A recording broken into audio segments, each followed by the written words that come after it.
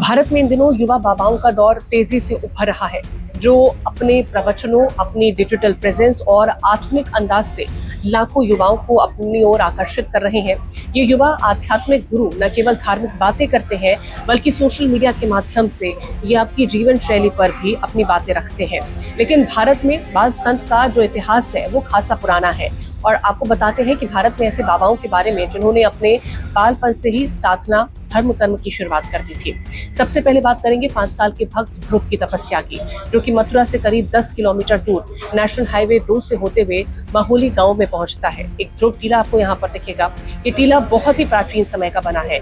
यहाँ छोटे भक्त ध्रुव ने 6 माह की कठोर तपस्या करी थी और इसी से भगवान प्रसन्न हुए।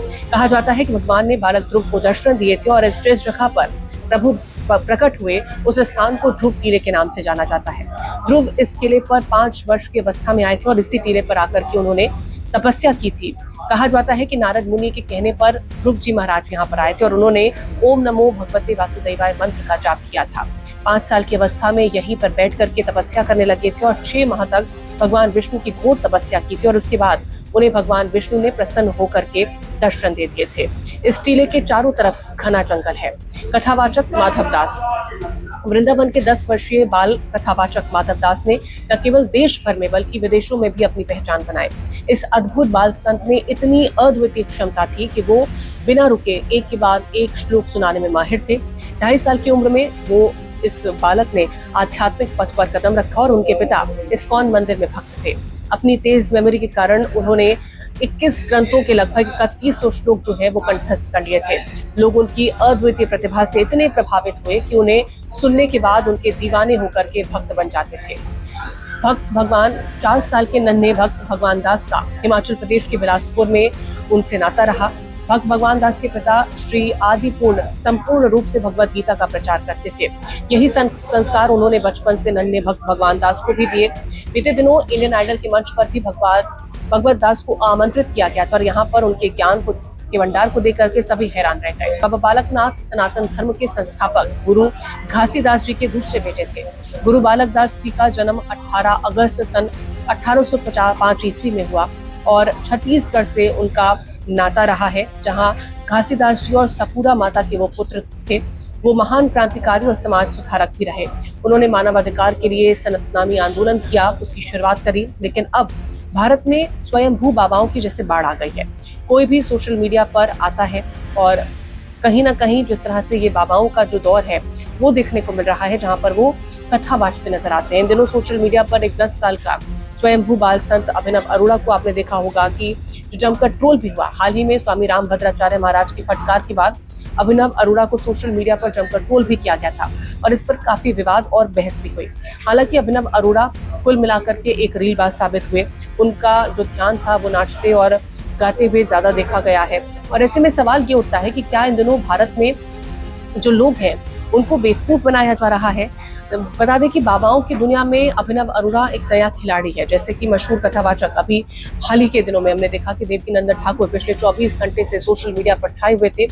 हर तरफ उनकी चर्चा हो रही थी। दरअसल उनके 19 साल के बेटे देवांश ठाकुर ने गुजरात के सोमनाथ में एक धार्मिक कार्यक्रम में पहली बार सार्वजनिक मंच से भागवत कथा का पाठ किया।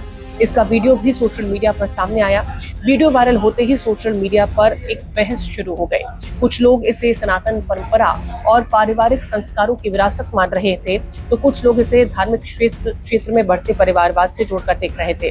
बाल संतों के नाम सुर्खियों में बटोरने के प्रमुख कारण है कि पारिवारिक विरासत, जैसे कि देवांश जैसे बाल संत ऐसे परिवारों से आते हैं जहाँ धर्म, कर्मकांड और कथावाचन का माहौल बचपन से मिलता है। उन्हें अपने पिता के माध्यम से एक स्थापित मंच, श्रोता वर्ग और पहचान बहुत आसानी से मिल जाती है। पिता की जो छत्र छाया है, जो मार्गदर्शन है, क्योंकि देवकीनंदन ठाकुर ने स्वयं देवांश को कथा मंच पर उतारा। उन्हें शुरू से ही अपने पिता के मार्गदर्शन और प्रशिक्षित टीम का सहयोग प्राप्त है। सोशल मीडिया का प्रभाव है, क्योंकि इंटरनेट और सोशल मीडिया के दौर में धार्मिक आयोजनों और प्रवचनों के वीडियो जो है वो बहुत तेजी से वायरल होते हैं और इससे ही कम उम्र में बाल संतों की जो पहुंच है वो न सिर्फ देश बल्कि विदेशों तक पहुंच जाती है। इस पर एक बहस भी छिड़ी है। इस परिघटना पर लोगों की जो राय है वो बटी हुई नजर आती है। कुछ लोग विरोध करते हैं, कुछ लोग इसके समर्थन में होते हैं। सोशल मीडिया पर कुछ लोग इसे धर्म में नेपोटिज्म भी कह रहे हैं। उनका तर्क ये है कि आम युवाओं को अपनी पहचान बनाने के लिए कई सालों तक प्रतियोगी परीक्षाओं और संघर्ष का सामना करना पड़ता है। जो समर्थन कर रहे हैं उनका ये कहना है, जैसे कि बाबा बागेश्वर जो कि पीठाधीश्वर धीरेन्द्र कृष्ण शास्त्री, उनका ये कहना है कि यदि किसी डॉक्टर या नेता का बेटा उसी पेशे में आ सकता है तो कथावाचक का बेटा भी अपने पिता की विरासत को आगे क्यों नहीं बढ़ा सकता। सोशल मीडिया के दौर में प्रशंसा और आलोचना जो है वो दोनों बहुत तेजी से बढ़ती है। कई बार कई नई शुरुआत जो होती है उसका स्वागत किया जाता है, तो कई बार उसे आलोचना या फिर ट्रोलिंग का शिकार होना पड़ता है। इन दिनों प्रसिद्ध कथावाचक, जिस तरह से हमने जिक्र किया, देवकीनंदन ठाकुर के पुत्र देवांश ठाकुर, जो कि काफी ज्यादा चर्चाओं में रहे हैं, और जिस तरह से वो कथावाचन करते नजर आए थे उस पर धीरेन्द्र कृष्ण शास्त्री ने बयान दिया। उन्होंने कहा कि यदि पिता का जो कोई व्यवसाय है, अगर वो किसी तरीके का काम करते हैं और अपने पुत्र को भी उसी व्यवसाय में शामिल करना चाहते हैं, उसी क्षेत्र में लेकर के जाना चाहते हैं, तो ये इसकी आलोचना नहीं होनी चाहिए। उन्होंने अपने संबोधन में कहा कि आज समाज के सामने सबसे बड़ी जो चुनौतियां हैं उनमें से एक ये है कि लोग अपनी ही समाज के लोगों की आलोचना करने में लगे हुए हैं। बागेश्वर सरकार ने कहा कि वृंदावन के प्रसिद्ध कथावाचक देवकीनंदन ठाकुर ने अपने बड़े पुत्र देवांश ठाकुर को कथावाचन के मंच पर उतारा। उनकी कथाओं को लोग पसंद भी कर रहे हैं, लेकिन सोशल मीडिया पर कुछ लोग उनका मजाक उड़ा रहे हैं और तरह तरह की जो टिप्पणियां हैं वो लोगों की तरफ से की जा रही हैं। उन्होंने इस प्रवृत्ति को दुर्भाग्यपूर्ण बताया। उन्होंने अपने विचार रखते हुए कहा कि यदि किसी डॉक्टर का बेटा डॉक्टर बन सकता है, किसी किसान का बेटा किसान बन सकता है, पुलिसकर्मी का जो बेटा है वो पुलिसकर्मी बन सकता है, और अगर कोई फिल्म स्टार है उनका बेटा भी फिल्म स्टार बन सकता है, तो कथावाचक का जो पुत्र है वो कथावाचक क्यों नहीं बन सकता?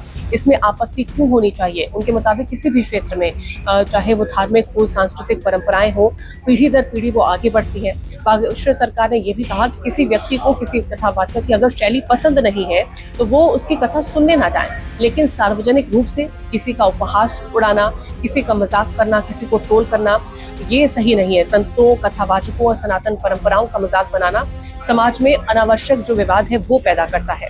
अपने संबोधन में उन्होंने ये भी कहा कि जब समाज अपने ही संतों, मंदिरों और परंपराओं पर लगातार सवाल उठाने लगता है तो उसका असर पूरे समाज पर पड़ता है। उन्होंने लोगों से आग्रह भी किया कि वो एक दूसरे के प्रति सम्मान का भाव रखें, और अगर जिस तरह से विवादों की जरूरत नहीं है तो अनावश्यक जो विवाद है उनसे बचें। उन्होंने संदेश में लोगों से कहा कि एकता बनाए रखने की अपील करी है। कहा कि समाज की ताकत उसकी एकजुटता में होती है। यदि लोग आपसी मतभेद से ऊपर उठकर के साथ चलेंगे तो सामाजिक और सांस्कृतिक परंपराएं और मजबूत होगी। कथावाचक देवकीनंदन ठाकुर की 3 बेटियां हैं और एक बेटा भी है। बेटे का नाम, जिस तरह से हमने बताया, देवांश है, जो कि वर्तमान में 10वीं कक्षा में पढ़ते हैं और बहुत ही कम उम्र से वैदिक ग्रंथों, भागवत कथा और संस्कृत के जो श्लोक हैं उनका अध्ययन शुरू कर दिया था। देवांश ने कुछ समय पहले गुजरात के सोमनाथ में जिस तरह से एक धार्मिक आयोजन था वहां पर कथावाचन किया था, लेकिन जैसे ही उनका कथावाचन का ये जो वीडियो था वो सामने आया, उसके बाद से लगातार उन्हें ट्रोल किया गया। देवकीनंदन ठाकुर उस दौरान मंच पर बैठे दिखाई दिए थे। थोड़ी दूर पर मौजूद एक सफेद रंग के सोफे पर देवांश जो है वो भजन करते दिखाई दिए थे, और जैसे ही वो वीडियो सामने आया था उसके बाद से ही लोगों की जो अपनी प्रतिक्रियाएं थी उसको लेकर के बहस छिड़ गई। कुछ लोग इसे सनातन परंपरा और पारिवारिक संस्कारों की विरासत बताने लगे, तो कुछ लोग इसे परिवारवाद से जोड़ रहे थे। इससे पहले देवकीनंदन ठाकुर ने कहा था कि ट्रोल किस बात पर किया जा रहा है? क्या धर्म कोई धंधा है जो लोग ऐसी बातें कर रहे हैं? क्या उन्हें धर्म की समझ है? हर माता पिता अपने बच्चों को अपने संस्कार देते हैं, हम भी वही कर रहे हैं, और क्या सिर्फ कुछ व्यूज पाने के लिए किसी को भी कुछ कह देना ये सही होगा? उन्होंने कहा कि मेरा बेटा अभी 14 साल का है, आज तक उसके पास मोबाइल नहीं था, हमने उसे वही संस्कार दिए हैं जो हर माता पिता अपने बच्चों को देना चाहते हैं। अगर बचपन से ही बच्चे को हाथ पकड़कर मंदिर ले जाएंगे, सत्संग में बैठाएंगे, तो वो दूसरों का सम्मान करना सीखेगा। अच्छे संस्कार ही बच्चों को हर तरह से समृद्ध बनाते हैं। अब इस पूरे वाकया को लेकर के जिस तरह से एक नया ट्रेंड ये जो चलता हुआ नजर आ रहा है, इस पर आपका क्या कहना है? आपकी क्या राय है?